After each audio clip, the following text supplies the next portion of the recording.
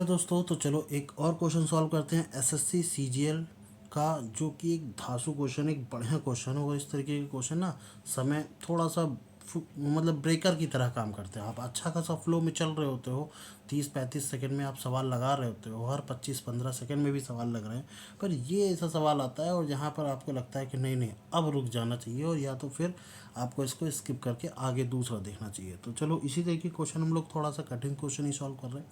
लिखा हुआ है एक समचतुर्भुज का क्षेत्रफल आपको दे रखा है 480। समचतुर्भुज समझते हैं ना, पैरेललोग्राम है, ठीक है। इसके विकर्ण का अनुपात भी आपको दे रखा है 12 और 5।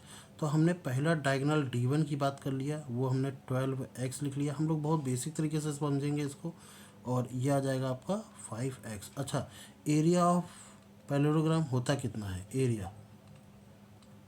एरिया ऑफ ट्रायंगल बना दिया मैंने, एरिया ऑफ पैरेललोग्राम वो होता है 1/2 D1 इंटू D2। क्लियर? इतनी बात समझ में आ गई, ठीक है। और बेस इंटू परपेंडिकुलर हाइट वो तो होता ही होता है, ठीक है। और D1 कितना है? वो है आपका 12x, और D2 कितना है? वो है आपका 5x, और ये सब बराबर है किसके? 480 के बराबर है, ठीक। दो से काट दिया, 6 पंचे 30 होता है। एक्स स्क्वायर की वैल्यू आ जाएगी 480 अपॉन में 30, दैट मीन्स 16 32 16 एक्स स्क्वायर की वैल्यू 16, तो एक्स की वैल्यू आ गई 4। अब जैसे ही 4 आती है तो 12 चौक 48 हो जाएगा, और 5 चौको 20 हो जाएगा कि नहीं? ठीक है। अब एक पैरेललोग्राम बना लेते हैं। पैरेललोग्राम में आपने इसे देखा होगा, ये समचतुर्भुज को रोम्बस भी बोलते हैं ना, रोम्बस बोलते हैं शायद, पैरेललोग्राम में थोड़ा गलत बोल रहा हूँ, ठीक है। तो रोम्बस बोलते हैं इसको, क्योंकि रोम्बस से ही काम सॉल्व होगा, क्योंकि बीच में 90 डिग्री बनता है। हाँ, रोम्बस बोलते हैं इसको। सॉरी, मेरी मिस्टेक हो गई। हिंदी और इंग्लिश, हिंदी एक्चुअली इतनी ज़्यादा समझते नहीं ना, मैथ इंग्लिश में ही ज़्यादा पड़ती है।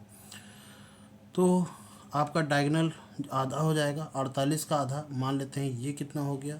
ये हो गया आपका 12, सॉरी 48 का आधा 12 नहीं होता, 24 होता है। क्या ही मैं कर रहा हूँ, 24। और ये 20 का आधा हो गया 10। तो जाहिर सी बात है ये वैल्यू कितनी आ जाएगी? 26 आ जाएगी, है कि नहीं?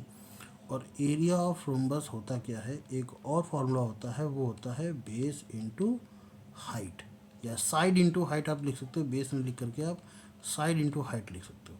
तो एरिया तो आपको 480 ये पता ही है। साइड आपने निकाल ली, कितनी आ गई? 26। ये आप पाइथागोरस से निकालिएगा। कैसे? आप इसको x मान ले, सॉरी x तो लिखा हुआ है, तो y मान लीजिए। तो y स्क्वायर बराबर आ जाएगा 24 का स्क्वायर प्लस 10 का स्क्वायर। ये 10 है बेटा, 16 नहीं है, 10 है, ठीक है। तो ये आ जाएगा 576, और 10 का स्क्वायर 100, जो कि हो जाएगा 676, और जो कि होता है 26 का स्क्वायर। तो y की वैल्यू 26 आ गई। तो y की वैल्यू 26 आ गई, इंटू एच करेंगे, ये 2 से काटेंगे तो ये 240 हो जाएगा, जबकि ये 2 से काटेंगे तो 13 हो जाएगा। तो h की वैल्यू निकालने के लिए 240/13, तो ये आपका आंसर आएगा। तो मैंने कहा ना, अगर इस तरीके से कहाँ गया, अरे ये रहा ऑप्शन नंबर बी। तो इस तरीके के क्वेश्चन आते हैं ना, ये एक ब्रेकर वाला क्वेश्चन होता है। आप अच्छा खासा फ्लो में चल रहे हो, ये क्वेश्चन आ गया, मैं तो आपको रिकमेंड करूंगा कि आप इसको स्किप करें, आगे बढ़ें, क्वेश्चन और ज़्यादा सॉल्व करें, रीजनिंग में लगा लें, ठीक है। तो और फिर उसके बाद अगर आपका समय बचता है तो इस पर आकर के आप समय दीजिए, क्योंकि ये क्वेश्चन आपका मैक्सिमम 35 से 40 सेकंड तो ले ही जाएगा। आप फास्ट कैलकुलेशन करेंगे, बहुत तेज़ करेंगे, तब भी ये कम से कम ज़्यादा से ज़्यादा समय ले जाएगा। अगर आप बहुत तेज़ कैलकुलेशन करते हैं तब भी ये 40-45 सेकंड ले जाएगा, ठीक है। चलिए करते हैं।